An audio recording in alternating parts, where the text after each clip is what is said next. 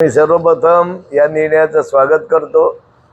मी आणि खऱ्या अर्थाने देशाला त्याची आवश्यकता आहे, कारण नसताना परकीय चलनाचा अपव्यय होत होता।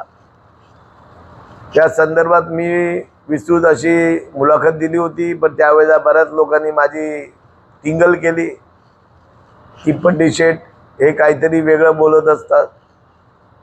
मी ज्या गोष्टीचा उल्लेख त्या मुलाखतीमध्ये केला होता त्याची आज प्रत्यक्ष कारवाई होत आहे।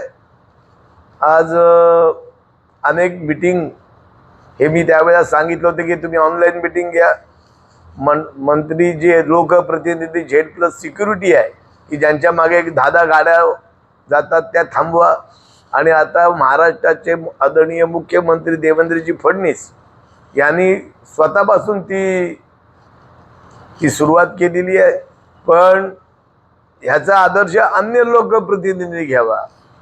रायगड जिल्ह्यामध्ये काही लोकप्रतिनिधी अलिबागला मीटिंग झाली की अन्य तालुक्यात मीटिंग घेतात। मीटिंग झाल्यानंतर त्याची अंमलबजावणी करायला पण यंत्रणेला वेळ मिळत नाही।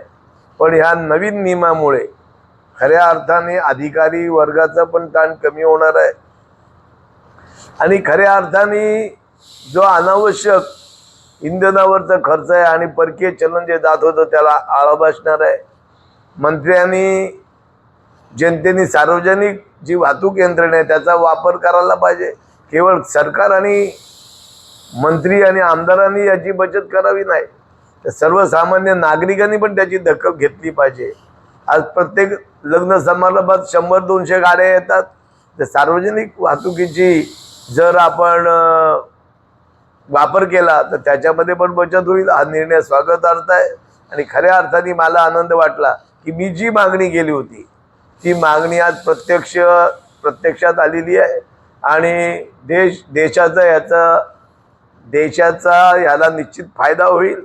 नरेंद्र मोदी हे दूरदृष्टी नेते आहेत, भविष्यात काय होणार आहे यांना त्यांची माहिती असते आणि खऱ्या अर्थाने हा योग्य निर्णय आहे।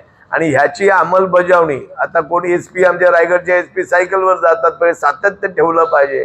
नाहीतर नरेंद्रजी मोदी यांनी 2014 मध्ये स्वच्छतेचा संदेश दिला। 15 ऑगस्टला सगळे अधिकारी मंत्री झाडू घेऊन हातात होते, पण आता तो झाडू गायब झालेला आहे।